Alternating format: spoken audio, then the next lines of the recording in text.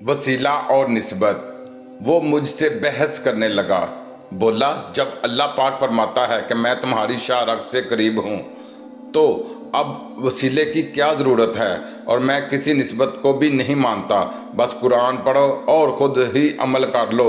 میں نے پوچھا قرآن میں یہ آیت بھی ہے، اے ایمان والو میری طرف وسیلہ تلاش کرو، اور اللہ پاک نے انبیاء اور اپنے درمیان جبرائیل امین کو کیوں رکھا اور عام لوگوں اور اپنے درمیان انبیاء کو کیوں وسیلہ رکھا؟ وہ تو قادر مطلق ہے، سب انسانوں کو ڈائریکٹ وحی فرما دیتا یا سب کے لیے ایک ایک کتاب اتار کر عمل کرنے کا حکم دے دیتا، مگر اس نے درمیان میں وسیلہ رکھا۔ اب رہی بات نسبت کی، تو اصحاب کہف کے کتے کا نام ان کی نسبت کی وجہ سے قرآن میں ہے، ہدہد کا ذکر سلیمان علیہ السلام کی نسبت کی وجہ سے قرآن میں ہے، ایک معمولی خاک نشین لنگڑی چیونٹی کا ذکر جس نے لشکر سلیمان کی آمد کی خبر دی، اور سلیمان علیہ السلام نے 6 میل دور سے اس کی بات سن کر تبسم فرمایا۔ میں نے عرض کی کعبہ کے غلاف کو کیوں چومتے ہو، ہاتھ لگاتے ہو، لپیٹتے ہو؟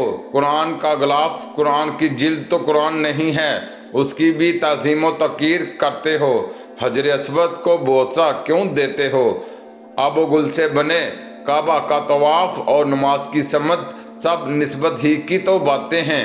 سیدنا عمر فاروق رضی اللہ تعالی عنہ نے حجر اسود کو مخاطب کر کے فرمایا، تو پتھروں میں سے ایک پتھر ہی ہے، میں اس لیے تجھے چومتا رہتا ہوں کیونکہ میرے آقا علیہ السلام نے تجھے چوما۔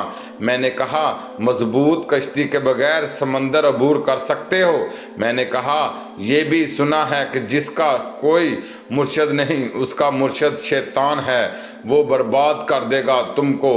خیر وہ میری بات مان گیا اور دوسرے دن ایک مرد کامل کے ہاتھ میں اپنا ہاتھ دے کر نجات پا گیا۔ مجھے کہنے لگا تم مجھے اتنی دیر سے کیوں ملے ہو؟ میں نے اپنی 50 سالہ زندگی ضائع کر دی۔ میں نے کہا میں تمہیں بہت جلدی ملا ہوں کیونکہ موت سے پہلے توبہ سے سارا ماضی پاک ہو جاتا ہے اور کیے گئے گناہ ہوتے ہیں اور بن نیکیاں جاتی ہیں، اس سے بڑی رحمت اور کیا ہو سکتی ہے؟ آج وہ اس جہان فانی سے کامیابی سے رخصت ہو کر دارالبقاء میں پہنچ گیا ہے، ہو سکتا ہے وہ ہم گناہ گاروں کی نجات کا وسیلہ بن جائے۔ آخر نسبت والا بندہ جو تھا، اللہ پاک ہم سب کو سچی نسبت عطا فرمائے اور حضور پاک صلی اللہ علیہ وآلہ وسلم کے وسیلہ جمیلہ سے فلاح و نجات عطا فرمائے، آمین ثم آمین۔ اگر ویڈیو اچھی لگے تو ہمارے چینل لسانی اسلامک واقعات کو سبسکرائب کر دیں، شکریہ۔